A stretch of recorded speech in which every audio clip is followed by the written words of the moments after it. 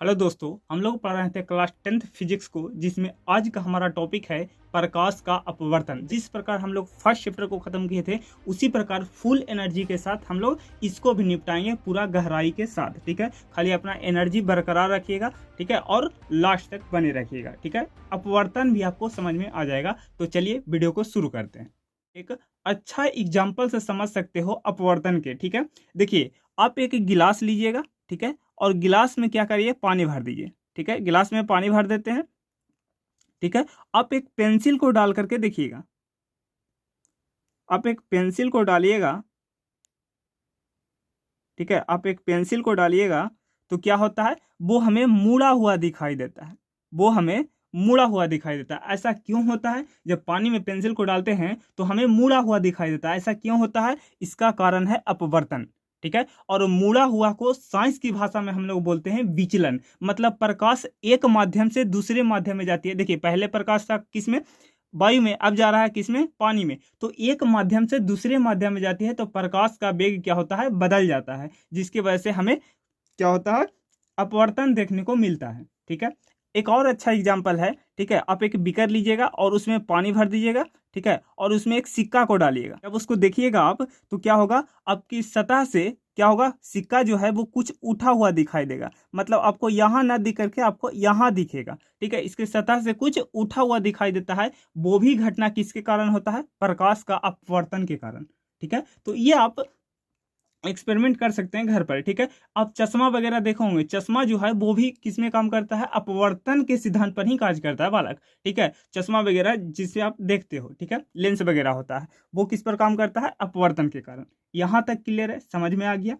अपवर्तन को, रिफ्रैक्शन को आप आसानी से समझ सकते हैं। देखिए कैसे, जब कोई प्रकाश किरण एक माध्यम से दूसरे माध्यम में आता है, जब कोई प्रकाश किरण एक माध्यम से दूसरे माध्यम में आता है तो उसका वेग क्या होता है, बदल जाता है, जिसके कारण वो वास्तविक पथ से क्या होता है, मुड़ जाता है। और मुड़ने को साइंस की भाषा में बोलते हैं विचलित होना। ठीक है, तो वो अपने वास्तविक पथ से विचलित हो जाता है, तब हमको जाके अपवर्तन की घटना देखने को मिलता है। ठीक है, समझ में आया। इसी बात को हम लिख रहे हैं, फिर आप नोट करिएगा। ठीक है, देखिए बालक, उसी बात को हम लिख दिए हैं कि जब कोई प्रकाश किरण एक माध्यम से दूसरे माध्यम में प्रवेश करती है, मतलब पहले था वायु में, अब कहाँ चल गया, कांच में या पानी में। ठीक है, एक माध्यम से दूसरे माध्यम में परिवर्तित होना चाहिए। ठीक है, तो जब कोई प्रकाश किरण एक माध्यम से दूसरे माध्यम में प्रवेश करता है तो प्रकाश की किरणें अपने वास्तविक पथ से, जैसे देख सकते थे, इसको जाना चाहिए था यहाँ, लेकिन ये अपने वास्तविक पथ से इधर चला गया। ठीक है, तो वो अपने वास्तविक पथ से विचलित हो जाती है, और इस घटना को क्या कहते हैं, अपवर्तन कहते हैं, रिफ्रैक्शन कहते हैं। क्लियर है, ये बात समझ में आया। ठीक है, देखिए अब इसमें दो केस बनते हैं। कौन से केस बनते हैं, अगर वो समझ में आ गया तो आपको अपवर्तन के नियम, अपवर्तन क्या होता है, दोनों समझ में आ जाएगा एकदम आसानी से। ठीक है, समझने का प्रयास करिएगा। देखिए, ये है हमारा पारदर्शी सतह। ये क्या है बालक, पारदर्शी, पारदर्शी सतह, पारदर्शी सतह। ठीक है, मान लेते हैं कि ये कोई प्रकाश की किरण आया। ठीक है, ये कोई प्रकाश किरण इस बिंदु पर आया। इस बिंदु को क्या नाम देते हैं बालक, इस बिंदु को नाम देते हैं आपतन बिंदु, आपतन बिंदु।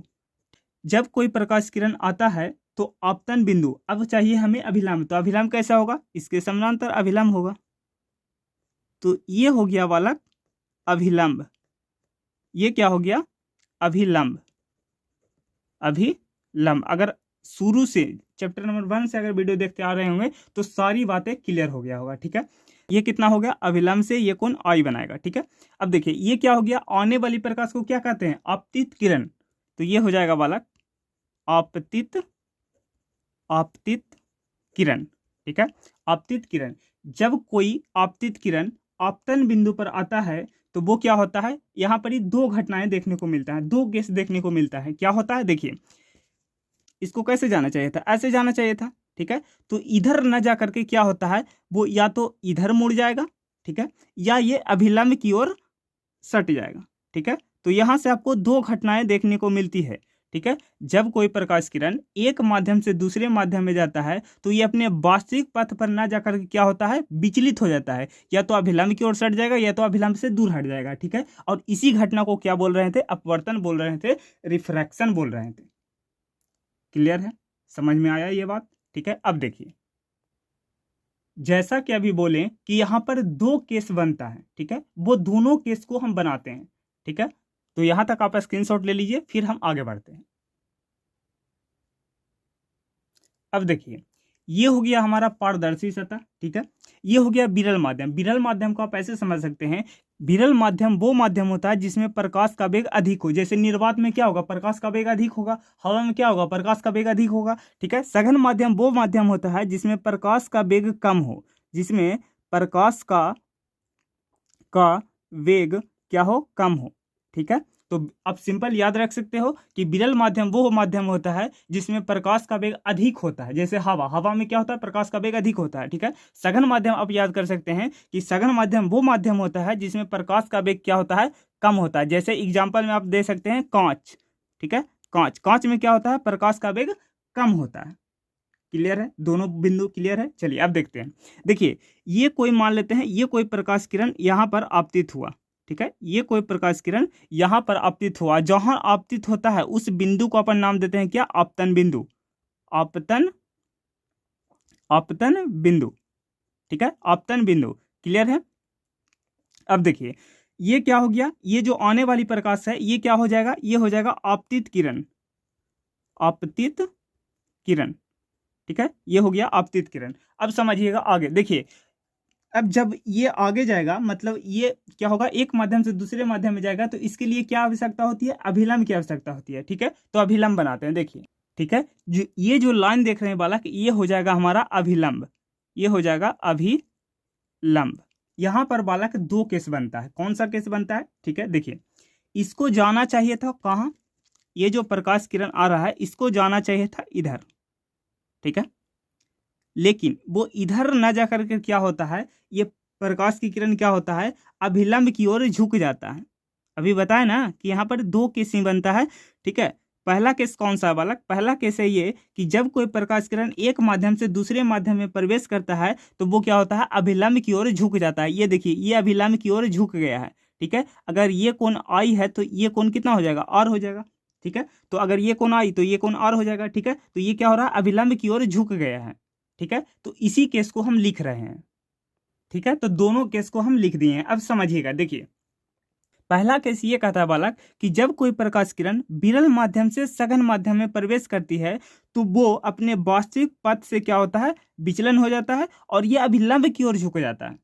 ठीक है, पहला केस ये तो करा कि जब कोई प्रकाश किरण विरल माध्यम से सघन माध्यम में प्रवेश करती है तो वो अपने अभिलंब की ओर क्या हो रहा है, झुक जा रहा है।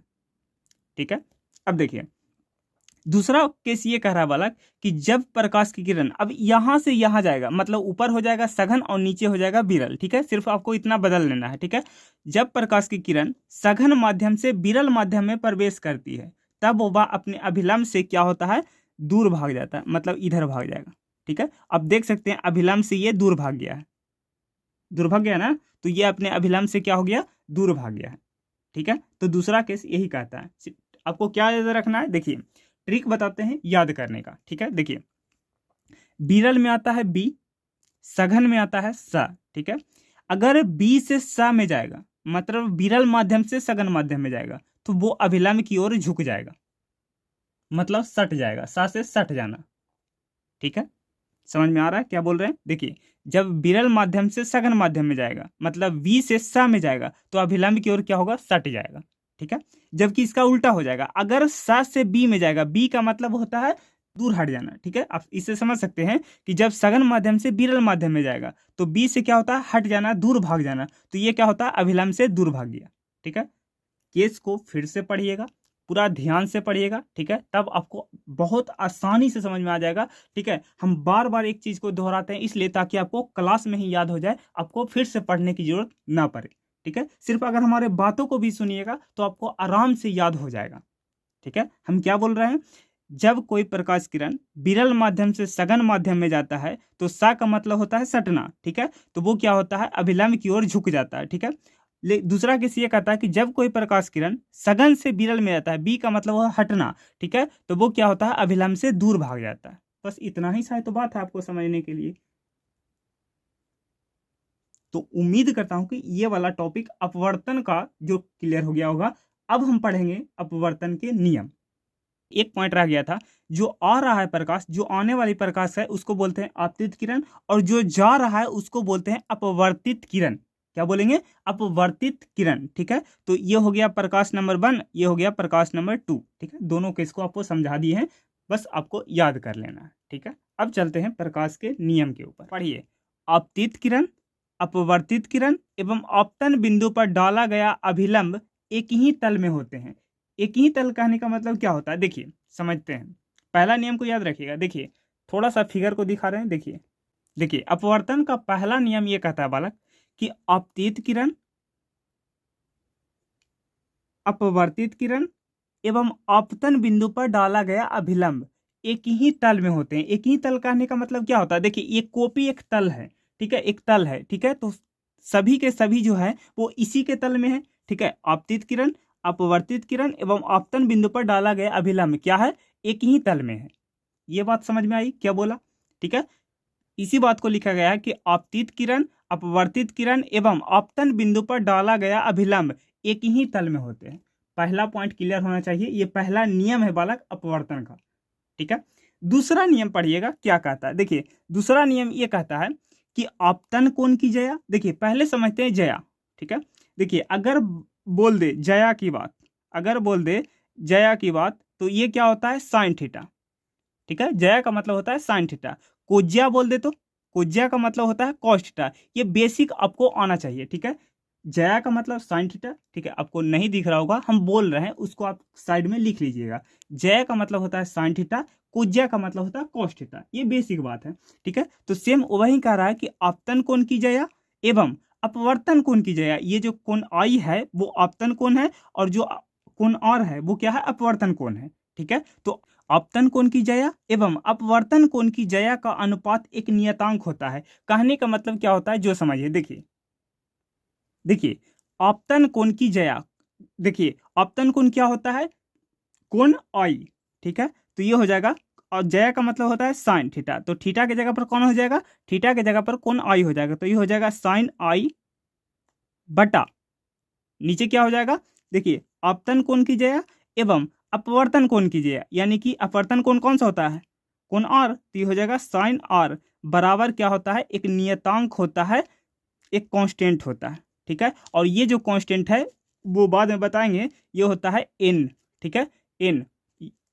या n/2 आप लिख सकते हैं। ये जो होता है वो अपवर्तनांक होता है, और अगला क्लास हमें अपवर्तनांक के ही बारे में पढ़ेंगे, ठीक है।